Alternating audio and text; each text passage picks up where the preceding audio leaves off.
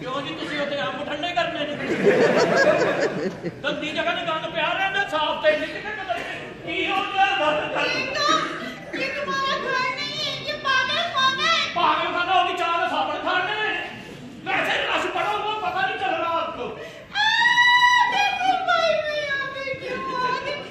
मत लगाओ। वो केड़ी चीज लानी है मेरे वो दस दे मैनू हाथ मत लगाओ। तुम्हारी अम्मा मेरे को बोलती है कि सुबह सुबह उठ के मैं झाड़ू लगाऊं, पोछा लगाऊं मैं।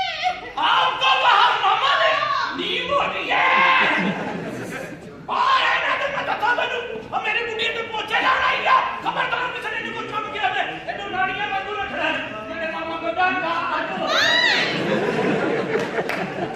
नहीं लगाना तुमने। तुम्हारा अम्मा, तुम्हें पता है तुम्हारा अम्मा मेरे साथ क्या करते हैं?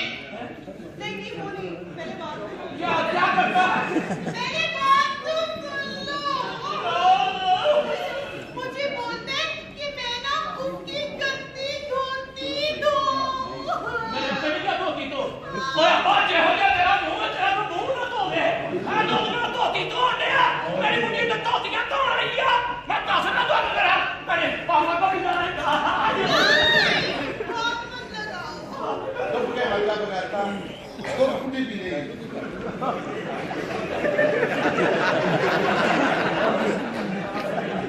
मेरे बाहर ना होगी तो मैं भी पीना से ये मैंने भरा उसका ग्लास, मैं पीऊंगी। तो तू पीला कोई नहीं तेरे नसीब चलो नहीं पीना चलो और ये देखो, ये तुम्हारा भाई, इसने मेरी नाक में दम किया हुआ है। वो आके मेरे नक क्यों कर रही वो सारा टाइम ख्वाबों की दुनिया में रहते तो मेरे तुम्हारे दिमाग से क्या हमारे ख्वाब हैं देखे ना देखे जब हमारे ख्वाब में उस वक्त बात करना तुमने मेरे दिमाग में दही नहीं ली है। तू भी पा होश भर ते कितनी बार तेरे से पानी बार मामा तेरा वेरी कपड़े दो मैं तेरे गड्डी ला के देते अगर मैं तेरे तेरा बता ना गल बोली आओ इसका बदला नहीं देता।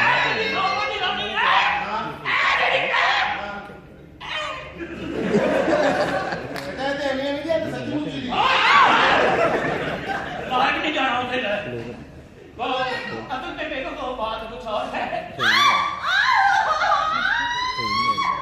क्या हुआ सॉरी हमारा काम निकला है फिर जलेर में नहीं तो सूट पा के फिरने मेरा पाँव दे रही हूँ, मैं टांग क्यों दबा रही हूँ? पिन्नी बड़ी सख्त है दौड़ दौड़ाती है डेली 12 किलोमीटर। छोटा जिहा इलाका 12 किलोमीटर भी ठीक है किसी को ऑफिस बताओ। नीचे दर्द हो रहा है। खुदी कह रही नीचे दर्द हो रहा है तो वही दबाने लगा मतलब पाँव दबाओ टांग क्यों दबा? अच्छा चलो वो फिर दबा देते हैं चलो फिर मैं तेरी लत्ता काट देंगे तू के सामने राज तू तो नहीं फेंक ली है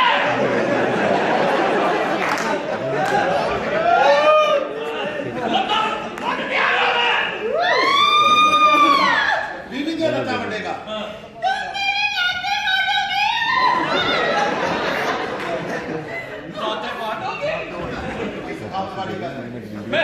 मैं तेरा खाना तो कुत्ता ने मार के मार दूंगा और लत्ता काट दिया तुम ऐसे बात कर रहे हो ना? मैं जा रही हूँ अपने घर। नहीं करना हाथ चाहिए नहीं लगाना। तेरियां तारा नंगियां ने और ना मैं ना तुम्हारे साथ अंदर नहीं जाऊंगी क्यों क्योंकि जब तुम लाइट ऑफ करते हो ना तो मुझे डर लगता है। चल झूठी ਇਹ ਗੱਲ ਸਿਰਫ ਕੁੜੀ ਦਾ ਭਰਾ ਹੀ ਦੱਸ ਸਕਦਾ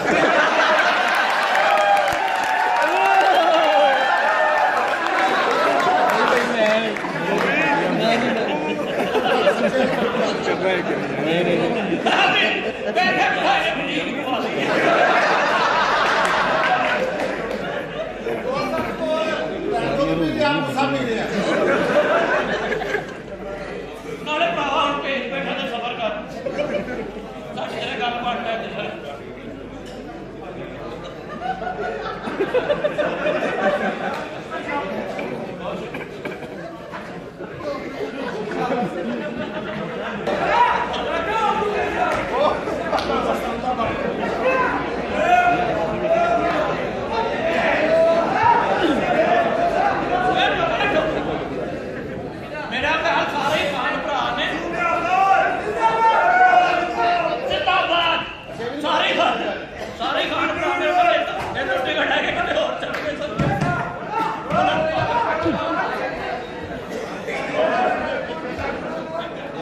लगाई जा रही कुर्सियों में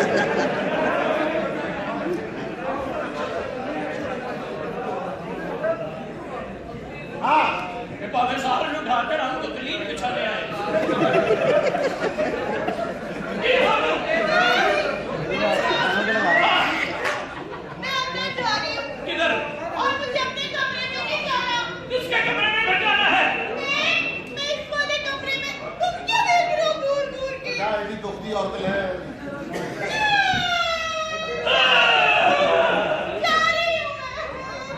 तू तो बादशाह है तू इनको दुआ करते हैं ये काम दुआना नहीं होता जा छुट्टी मुंडे तेरे को बाबू छेड़न में